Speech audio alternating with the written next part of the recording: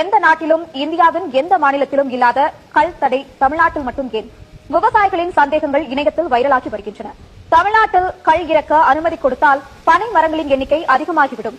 பனை மரங்கள் அதிகமானால் நிலத்தடி நீர்மட்டம் உயர்வது மட்டுமின்றி கருப்பட்டி உற்பத்தி அதிகமாகிவிடும்.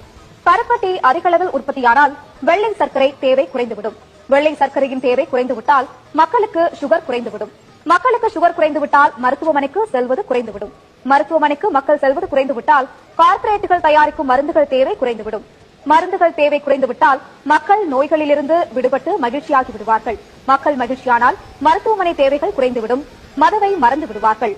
மதுவை மறந்து உடல் உறுப்புகள் சீராக இயங்கினால் மக்கள் சிந்திக்க. இந்த பெண் சொல்றது உண்மையா இல்லையா சொல்லுங்க. நீங்க பாண்டிச்சேரியில சாராயம் விற்கலையா? ஒயின் ஷாப்பு திறந்து இல்லையா? ஒயின் ஷாப்பு எல்லா ஊர்லயும் திறந்து இருக்குல்ல. இந்த உலகத்துல எந்த முதலமைச்சராவது ஒயின் ஷாப்பை கொஞ்ச நாள் அடைப்பாங்க, திறந்து வச்சிருவாங்க.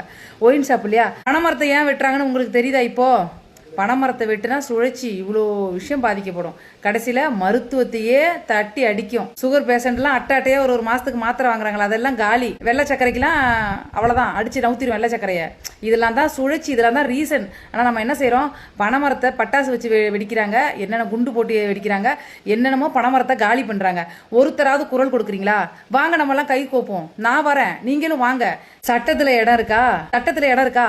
எந்த நாட்டிலேயாவது இயற்கையா ஒரு மரத்தால மக்களுக்கு அழிவுன்னு இருக்கா? ரெக்கார்டு இருக்கா? ஒரு இயற்கை மரத்தால கடவுள் படைச்சதுல எல்லாமே நல்லா தான் இருக்கு. நம்மளா உற்பத்தி பண்றோம் பாத்தீங்களா?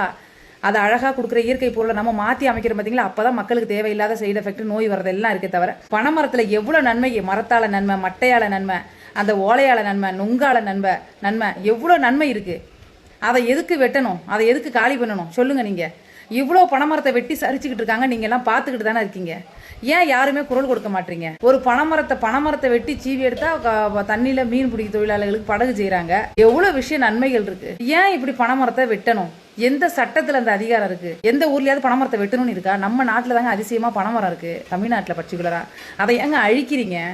அது பெரிய பாவம் இல்லையா? அது இருந்தா உங்க குடும்பத்துக்கு நல்லது இல்லையா? நீங்க வெட்டி காலி பண்றீங்களே பணம் படிச்சவங்க. அரசியல்வாதி யாரு? மக்களால தேர்ந்தெடுக்கப்பட்ட நீங்க. மக்கள் கிட்ட ஒரு வார்த்தை கேளுங்க. மக்களுக்கு எது நன்மை தீமைன்னு புரிஞ்சு செய்யுங்க. கோடி கணக்கில் கமிஷனை வாங்கிக்கிட்டு பனைமரத்தை வெட்டுறீங்க. மக்களும் இதை ஒரு வீடியோ எடுத்து போட்டுட்டு போயிட்டு இருக்காங்க. யாரும் இறங்கி சப்போர்ட் பண்றதில்ல. என்ன செய்யணும்னு சொல்லுங்க, நானும் வரேன். தயவு செஞ்சு பனைமரத்தெல்லாம் காப்பாற்றணும்.